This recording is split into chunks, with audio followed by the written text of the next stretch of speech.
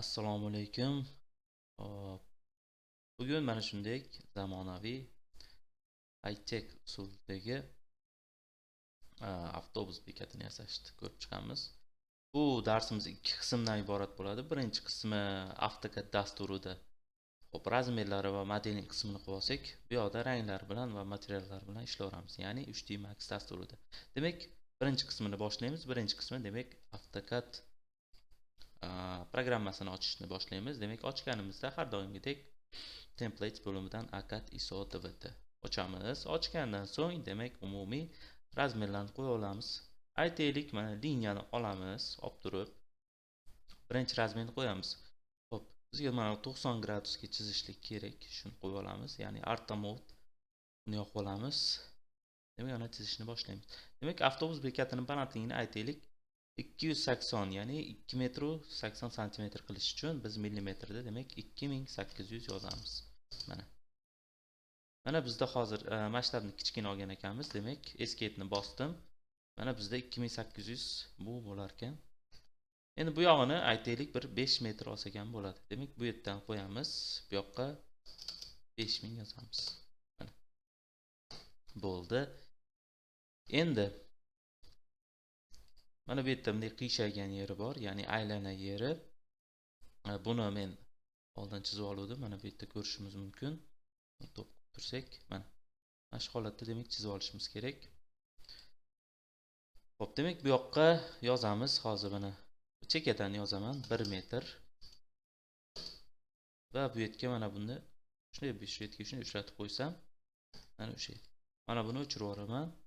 Buni ham o'chiraman.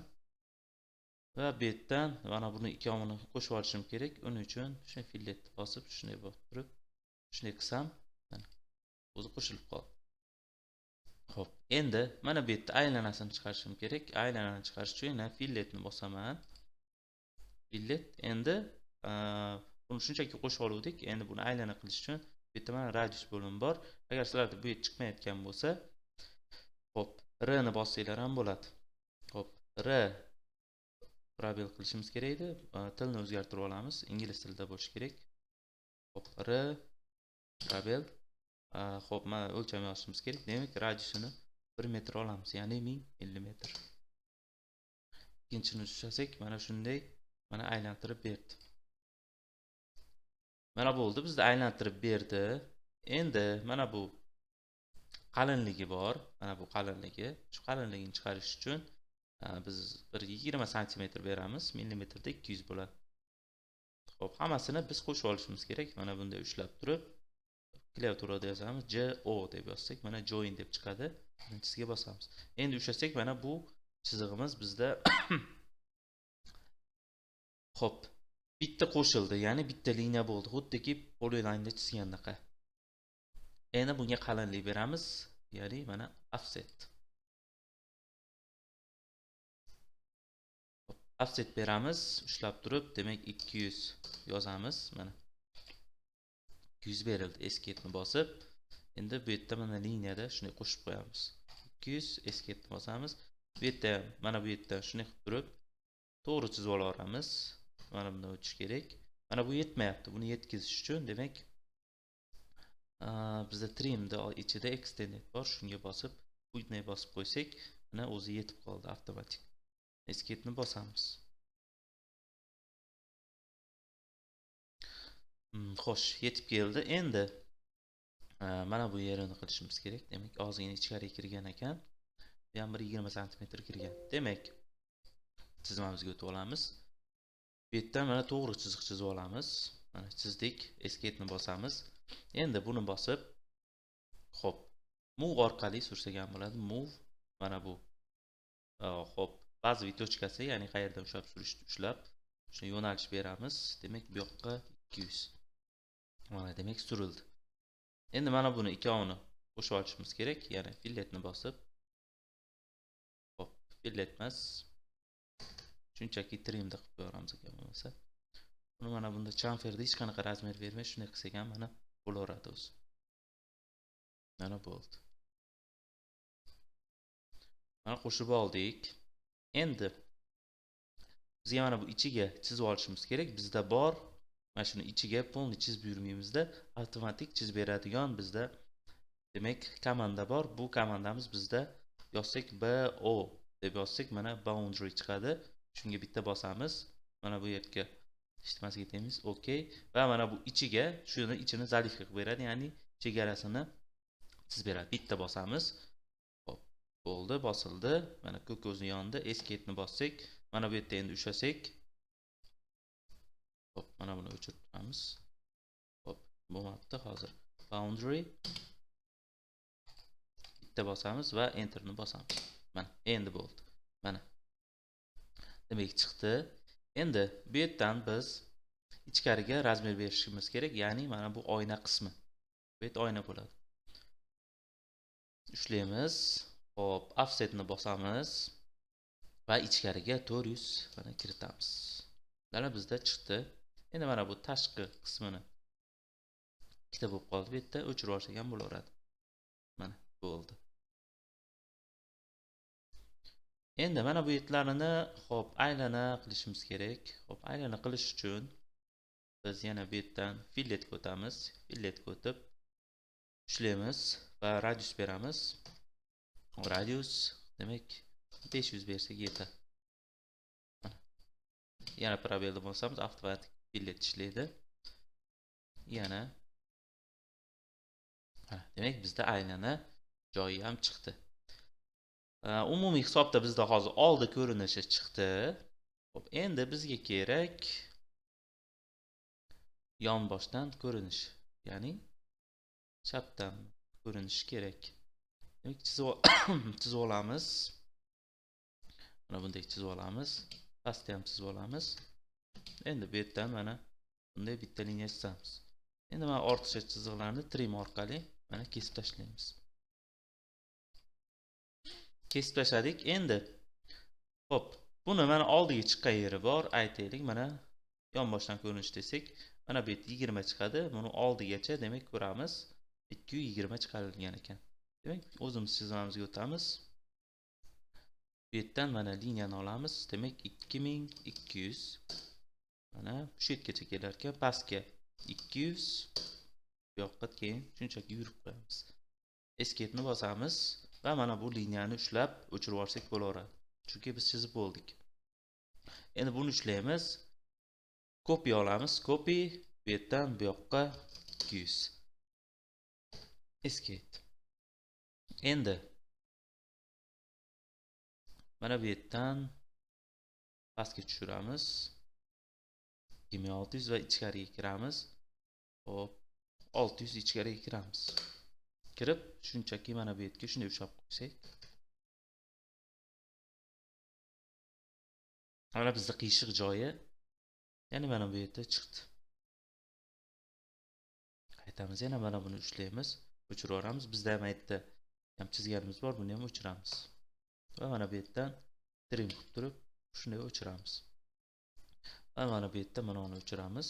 Bu yerda turaversin. Mana bo'ldi. Endi mana bu oynani hop, bu yerda mana uzuk chizig'i bo'ladi. Shunday chizib olamiz. Buni ham trim qilamiz. Mana buni ushlab yashil orqali buni o'chiramiz. Demak, mana yonboshdan ham chiqdi. Endi stulini, ya'ni skameykasini yasab olamiz. Skameykasi umumiy holatda mana shu holatda bo'ladi. Xo'p, demak umumiy razmeri buni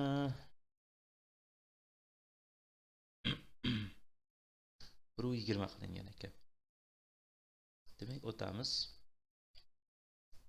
Mana bu yerdan to'g'ri chizib olamiz va bitta chiziq chizib olamiz. Bunga yozamiz 450. Va bu yog'ini 300 qilamiz. Mana bo'ldi. Endi trim orqali mana bu ortiqchalarni kesib tashlaymiz. Mana bo'ldi. Endi bizga kerak, xo'p, o'zi umumiy pastdan yergacha 45 bo'ladigan bo'lsa, o'tiradigan mana taxtasi bo'ladi, ya'ni mana bu yerda ko'rsak, bu yerda mana taxta qismi, mana bu temir asosiy ushlab turadigan karkas qismi hisoblanadi. Demak, mana bunga biz chiqarib olamiz 30, ya'ni 3 sm. Oprabel 30 va mana bu yerga 50 chiqarib yuborsak ham bo'ladi. Bu yoqqa 50. Mana bo'ldi. Endi mana bu yerdan yozamiz, centerga qo'yib offset orqali, demak 60 bu yoqqa, 60 mana bu yoqqa qilamiz. Mana bo'ldi. Endi extended orqali bunda o'stiramiz. Bu yoqqa, bu yoqqa, bu yoqqa. Mana bo'ldi. Endi bundan yana olamiz. Offset 200 200. Mana. Endi mana buni trim qilamiz. Kerak emas. Kerak emas. Mana bu yerda ham kesib olsak bo'laveradi. Bundek, mana bundek. Endi extended qilamiz. Bundek, mana bundek. Bundek va mana bundek. Mana bo'ldi. Endi mana yerda ham ortiqchasini kesib olamiz. Trim. Mana bo'ldi. Endi mana bu ichkariga kirishimiz kerak. Ozgina bizda demak stretch ishlatamiz. Stretchni ishlatganda mana stretch ishga tushdi. Yashil tomonni ishlatishimiz kerak. Ya'ni bu yoqqa mana shu tarafga qo'yib olamiz. Mishkani chap tugmasini bitta bosamiz va mana bundek nuqtani belgilab olamiz. Probelni bosib, mana bu tochkani ushlab, bu yoqqa biz kiritamiz 50. Va mana bu yerda ham yana S probel yashilda mana bunda belgilab probel bu yoqqa demak 50 mana kiritamiz. Mana shu holatda kirdi. Endi mana bu yerni sal aylana qilib olishimiz kerak. Buning uchun yana filletni ishlatamiz. Fillet radius beramiz 150. 150. Mana bo'ldi. Mana biz deyarli xo'p modelning jarayonini tugatdik. Xo'p, ya'ni chertyosh qismi, chizma qismi tugadi. Mana bu yerda demak karkas qolib ketibdi. Bunday kolonnas bo'ladi. Shu karkasini chizishimiz kerak. Demak, bundan olamiz. Xo'p, o probel pastga 150. Va bundan olamiz. Bu yoqqa ham 150 yoki 100 olsak ham bo'ladi mana. Trimni olamiz. Shu holatda mana kesib olamiz. Endi bu yoqqa olamiz. Bizga ko'p kerak emas. 1600 olsak bo'ladi. 1600 va pastga mana bunday yuramiz. Trim kesib olamiz. Tepadagi ortiqcha liniyani endi o'chirib yuborsak ham bo'laveradi. Endi bu yerdan yuramiz tepaga 100 va bu yoqqa yuramiz. Mana bo'ldi. Endi bu yoqda ham mana trim qilib turib kesib tashlaymiz. Mana bo'ldi. Endi stretch komandasini ishga solib probel ichkariga 50 kiritib qo'yamiz. Endi mayetini aylanaroq qilishimiz kerak. Keyin mayetni ham ozgina ko'tarib qo'yaylik. 150 katta bo'lib ketar ekan. 50 qilsak mana 100 bo'ldi. Endi mayetini aylanaroq qilamiz. Uning uchun fillet o'zi oldin 150 beruvdik. Yana bir qator berib qo'ya olamiz. 150 fillet berib mana bunday qilamiz. Demak, umumiy hisobda bizda karkaslari ham chiqdi. Ya'ni mana bu yet. Mana bo'ldi. Endi mana bundan oynasini yasab olishimiz kerak. Xo'p. Oynani demak ko'rsak, mana vitrajni katta oyna qo'yiladigan bo'lsa, mana bunday mana bo'linadi. Mana oyna mana shu holatda bo'linadi. Bu ramasi bo'lsa, mana bu oynasi. O'rtada e'tibor bersanglar, mana ochiq-ochiq bo'ladi. Chunki oynani bu yerga butun o'rnatib bo'lmaydi, bo'lib o'rnatiladi o'zi. Realniy hayotda olinsa, shunaqa qilib qo'yiladi. Xo'p, demak, mana olamiz bundan. Birinchi ramasini yasaymiz, offset. Ramasi o'rtacha 8 sm bo'ladi, ya'ni 80. Mana. Endi o'rtasiga mana pastdan olsak ham bo'ladi. Bitta qo'yamiz. O probel yozamiz 10. Birinchi, ya'ni 1 sm. Endi bunga yozamiz Hop, 1,5 metr. 1,5 metr katta bo'lib ketar ekan. Yozamiz 1200. Mana 1200 yetar ekan, buni o'chirib yuboramiz. Keyin yana offset olamiz. Ham chekkadan 1200. Shular 1200. Endi yozamiz 10. Bu yoqqa ham demak 10. Mana. Demak oynamiz bitdi. Endi bemalol modelning qismiga, ya'ni 3D bo'limiga o'tsak bo'ladi, AutoCADning o'zini. Xo'p. Mana bo'ldi. Demak, ikkinchi qism modelning jarayoni. Modelning jarayoniga o'tish uchun bizda mana bu yerda bo'lim bor. Shu yerdan 3D modelning qismiga o'tamiz. O'tib turib mana bu oyna ochiladi va bu yerdan mana izometrikka olib o'tib olamiz. Va mana bu yerdan setkani o'chirib turamiz. Endi bundan olamiz. Bizga bu chizma ham kerak edi. Shuning uchun bundan kopiya olamiz. Copy. Bu yoqqa suramiz. Mana surdik. Endi bularni o'stirish jarayoni. Demak, birinchi mana buni o'stirib olamiz. Necha ekan? 2200 ekan. 2200. Hop, bizda bor press pull. Shunga bosamiz va mana bunday qilsak o'zi ichini to'ldirib beradi mana. Shunga bosamiz va bu yerga yozamiz 2200. Mana 2200 yerdan mana tepaga ko'tarib berdi. Escape'ni bosamiz va mana bu yerdan shaded qilib qo'yamiz.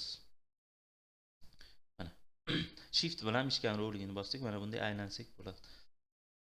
Mana bu ko'tarildi. Endi mana bundan ko'taramiz. Yana press pull, devorni o'zini ushlab mana. Demak, bu 20 edi bizda. 20. 200 qilishim kerak edi. Escape o'chirib turamiz. Press pull yana 200. Mana bo'ldi. Endi ramamiz bor. Buni 400 qilamiz. 400 emas, 40. Ya'ni 4 sm. Oynalarimiz 10 sm, 1 santimetrdan bo'ladi, ya'ni 10 mm. 10 mana 10. Endi ko'rsak, mana bizda bu ham bo'ldi. Endi bizga bu yerdan bizga kerak mana bu narsa. Shuni demak ko'tarib olamiz, buni qilamiz biz 150. Mana bo'ldi. Va mana bu narsa. O'zi mana sini yozyapti. Bu yoqqa biz 150 yozamiz va mana bunga yozamiz. Demak 400 yozsak bo'ladi. Mana. Demak stolimiz ham почти bo'ldi. Xo'p, endi mana qirralarini aylantirishga keldik va mana bularni ham joyiga qo'yib olamiz. Uning uchun xo'p, bizda bor bu yerda demak 3D rotate. Shunga bosamiz, tochkasini bu yerga qo'yib olamiz. Mana bo'ldi. Endi birinchi o'rinda qayerdan ushlab aylantiramiz ekan va mana bu yashil orqali. Shunga yozamiz 90. Mana bo'ldi. Move ga o'tamiz. Belgilab probelni bosamiz va mana bu chekkasini ushlaymiz. E'tibor beringlar. Chekkasini ushlab, mana bu chekkasini avtomatik mana o'zi ushlaydi. Shu chekkasiga bitta qo'ysak, mana o'zi qo'yib beradi. Endi buni surishimiz kerak. Demak, surib olamiz birinchi. Move yana 200 suramiz mana. Endi bundan copy olamiz. Demak, copy 1 metrdan olamiz. 1 metr. 1 metr keyingisini. O'zi 2 metr yozsak, o'zi markaziy bu yerdan hisoblab ketyapti. 3 metr va 4000 yozamiz. Mana. Ko'rsak, va bizda demak ramalar ham tepadagi kolonnalar ham qo'yildi. Endi mana bu stolimizni ozgina modeling joyi bor, ya'ni mayetini aylanroq qilishimiz kerak. Uning uchun bizda bor fillet deb yozamiz. Filletda mana bizda 3 disi bor. Fillet edge bor. Shunga bosamiz. Bitta bosamiz. Radius r probel va bunga yozamiz 150. Mana enter ya mana enter. Mana bo'ldi. Endi bu yoqqa o'tamiz yana. fillet h ga kirib shuni yozamiz. O'zi tayyor chiqib turibdi. Enter va yana bitta enter. Mana. Demak, tayyor bo'ldi. Endi mana buni hop, mana aytdim ozgina orqaga qaytarishimiz kerak. Buning uchun bizga kerak metdan edge bo'limiga o'tib olamiz va mana bu edge ni ushlab olamiz. Hop, Z o'qi bo'yicha pastga tushiramiz. Hop, pastga aytaylik. Hop, markaz. Shu markazga qo'ysak ham bo'ladi, bo'lmasa hop 350 ni tengmi, bir 200 kiritsak ham bo'ladi yoki 150. 150 kiritaylik. Demak, 150 mana ozgina mana qiyshayib turibdi. Mana shu holatda bo'lar ekan. Endi bunga hop yana ozgina o'zgartirish kiritaylik. Aytaylik, hop. Boqqa o'tib olamiz. Qaranglar, mana shu joydan qilamiz.